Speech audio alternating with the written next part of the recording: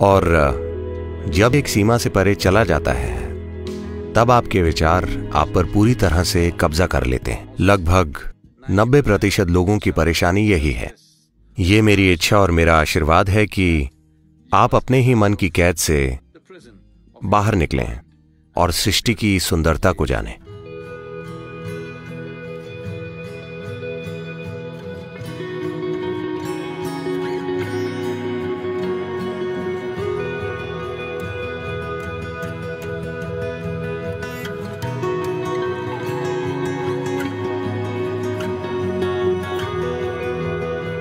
सुस्ती या तो भोजन या विचारों के अधिक मात्रा में सेवन करने से आती है। शायद आप ये सोचें कि विचारों के अधिक सेवन से आलस कैसे आएगा।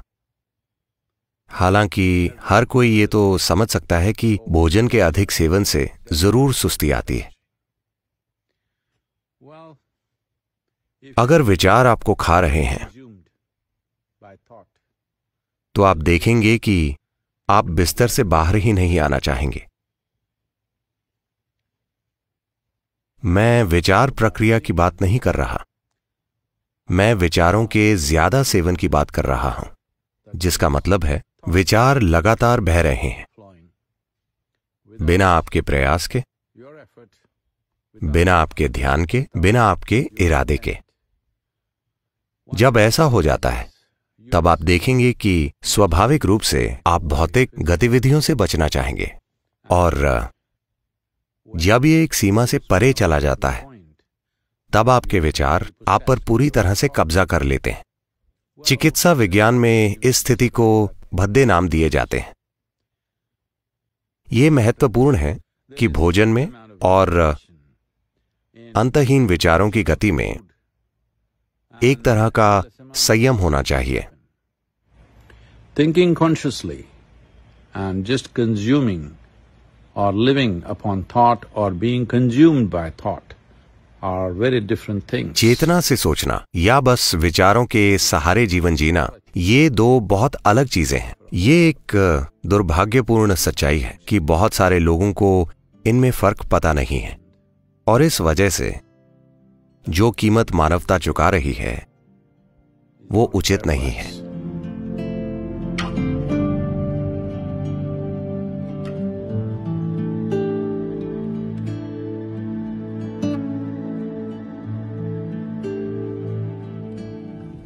जो निष्कर्ष आप अपने मन में निकालते हैं वे जीवन को अनुभव करने की आपकी क्षमता को गंभीर रूप से कम करते हैं।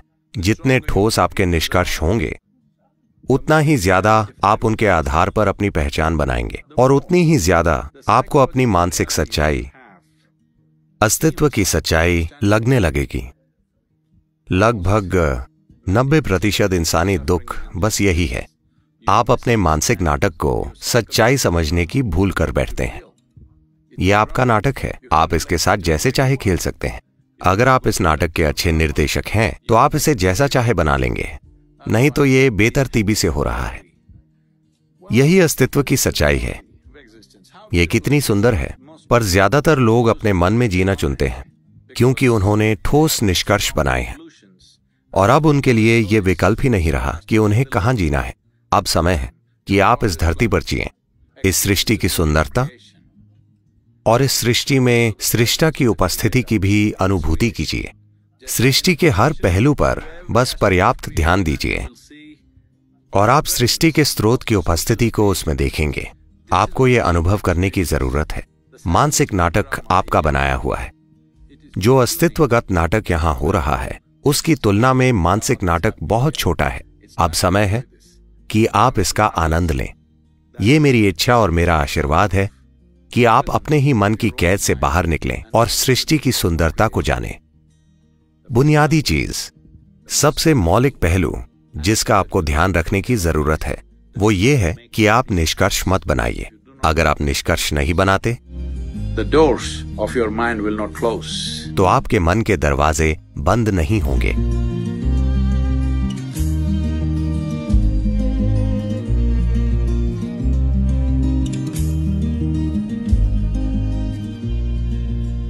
अगर आप केवल अपना तर्क लगाते हैं और अपनी समझ के दूसरे पहलुओं को नजरअंदाज करते हैं तो आप जीवन की हर छोटी चीज को लेकर भ्रमित रहेंगे, क्योंकि तर्क एक काटने वाला उपकरण है।